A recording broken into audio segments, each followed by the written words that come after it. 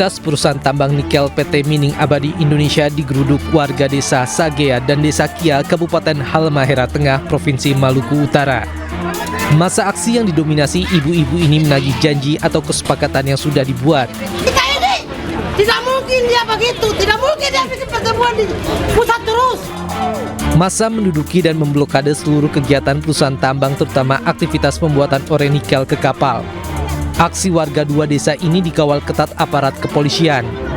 Aksi warga ini dipicu lantaran pihak perusahaan PT Mining Abadi Indonesia hingga kini belum juga menepati janji kesepakatan. Sudah 5 kali dijanji, terpenuhi.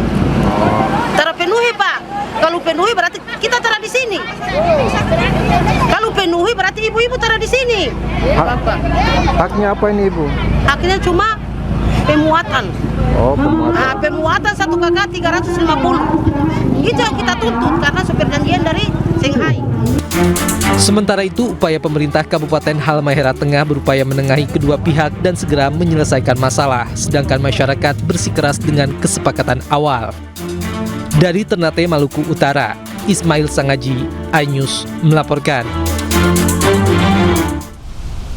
Polisi mengungkap sindikat perdagangan anak. 4 balita diculik dan dijual ke suku anak dalam Jambi hingga 85 juta rupiah.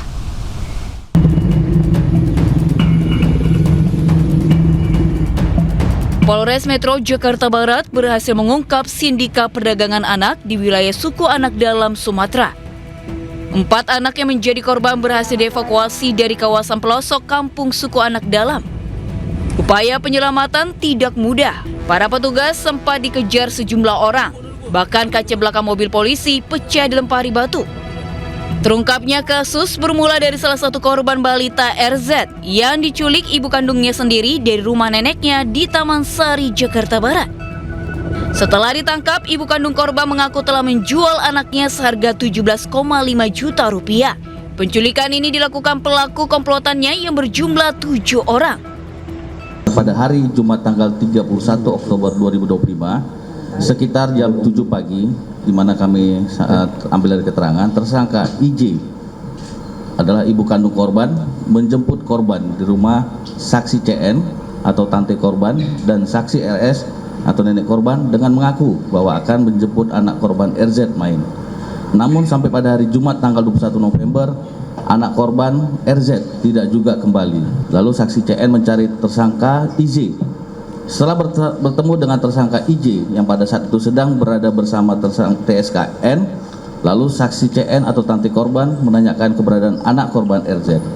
Namun pada saat itu tersangka N mengatakan bahwa anak korban RZ berada di Medan di rumah saudara TSKN. Pada saat itu juga saksi CN membawa TSK IJ dan TSK N ke Polsek Taman Sari. Sesampai di kantor polisi, TSK IJ mengaku bahwa telah menjual anak tersebut, anak korban RZ ke TSK WN. TSK WN lalu menjual anak korban RZ ke TSK EM. Dan selanjutnya menjual TSK M menjual ke tersangka LN. Selanjutnya kami sampaikan bahwa tersangka IJ bersama tersangka AH menjual anak korban RZ kepada TSK WN sebesar kurang lebih 17.500.000. Lalu kemudian TSK WN menjual anak korban RZ sebesar kurang lebih 35 juta rupiah. Lalu kepada TSK EM. Lalu kemudian TSK EM menjual anak korban RZ sebesar 85 juta rupiah ke tersangka LN. Selain menyelamatkan korban, polisi juga menangkap 10 orang dan ditetapkan sebagai tersangka. Para tersangka dijerat Undang-Undang Perlindungan Anak dan tindak pidana perdagangan orang dengan ancaman penjara maksimum 15 tahun. Tim Liputan iNews melaporkan. Ya, kasus penjualan 4 balita ke suku anak dalam ini mengingatkan kita pada kasus Bilkis, korban penculikan yang juga ditemukan di komunitas suku anak dalam tahun lalu.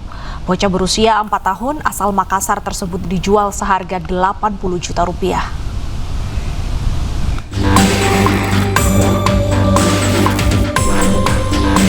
Masyarakat Indonesia dihebohkan oleh kasus penculikan anak yang melibatkan sindikat perdagangan manusia. Pelaku penculikan anak perempuan asal Makassar ini merupakan kejahatan yang terorganisir.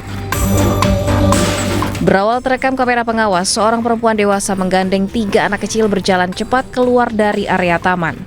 Salah satu anak yang dibawa adalah anak dari pasangan suami istri yang bekerja sebagai pelatih tenis yang dilaporkan hilang.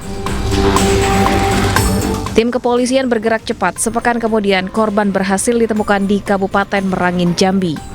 Satuan Reskrim Polrestabes Makassar melakukan negosiasi selama 2 hari dengan suku anak dalam lokasi terakhir korban ditemukan. Ternyata korban dijual secara berantai ke suku anak dalam di Jambi seharga 80 juta rupiah. Pelaku penculikan mengaku menjual anak yang diculiknya melalui media sosial karena kebutuhan ekonomi. Tim Liputan iNews melaporkan. Pemirsa, bencana tanah bergerak di Desa Padasari, Kabupaten Tegal, Jawa Tengah merusak ratusan rumah.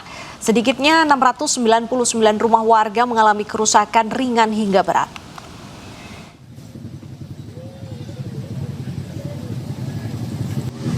Warga di Desa Padasari, Kecamatan Jatinegara, Tegal masih terus mengevakuasi perabotan dari rumah mereka yang rusak akibat bencana tanah bergerak.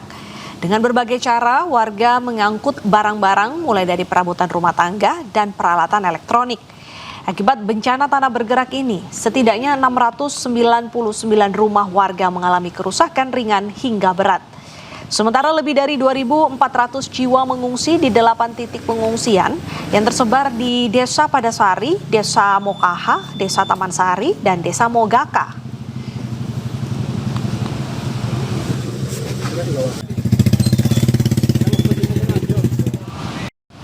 Sementara itu, warga di Sikanusa, Tenggara Timur harus bertaruh nyawa menyeberangi sungai melewati jembatan gantung yang rusak. Jembatan akhirnya diperbaiki setelah setahun rusak.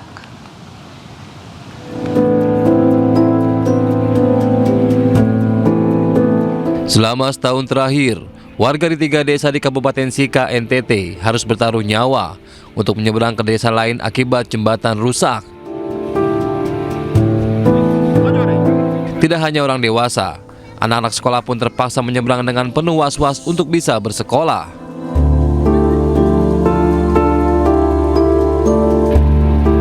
Jembatan gantung Ledago Barita GT yang menjadi penghubung antara desa Korowuwu, desa Nangablo, dan desa Dobo ini rusak akibat cuaca ekstrim. Setelah setahun rusak, jembatan akhirnya diperbaiki oleh Brimob Batalion B Pelopor Maumere. Para Brimob karena telah memperbaiki jembatan kami sehingga kami berpergian atau berperjalanan ke sekolah dengan nyaman dan aman. Jembatan ini tali selingnya atau kawat seling yang menghubungkan dari sebelah sisi kiri ke kanan atau dari desa Dobo ke Kecamatan Nika ini terputus. Jadi akses ini digunakan oleh masyarakat, bukan hanya masyarakat sekitar sini, tapi dari masyarakat 3 desa, termasuk anak-anak sekolah SD, SMP maupun SMA. Perbaikan ini mendapat apresiasi dari warga karena jembatan gantung Ledago Barita GT merupakan akses utama warga di 3 desa untuk beraktivitas. Dari Sika, Nusa Tenggara Timur, Joni Nura, iNews melaporkan.